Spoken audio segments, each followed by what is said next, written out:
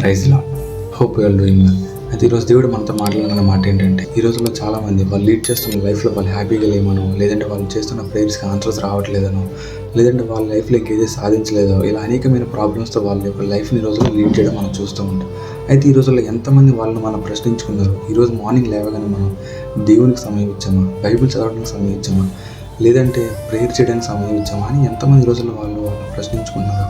అయితే ఈరోజు దేవుడు మనతో మాట్లాడుకున్న మాట ఏంటంటే, to all my brothers and sisters. చాలామంది ఈరోజు అంటూ ఉంటారు, నేను బైబిల్ చదువుతున్నానని నాకు బైబిల్ అర్థం కావట్లేదు.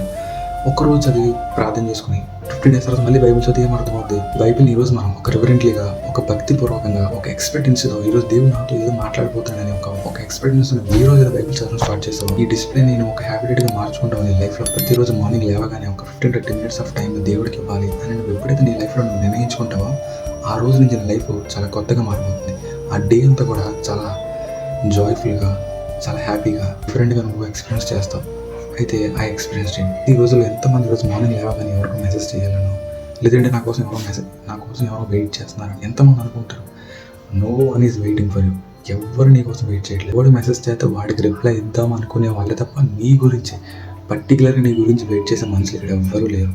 Only God and your parents. Don't make yourself fool. Come to reality and spend time with God and your parents. To all my brothers and sisters, hope you got this point. Thank you.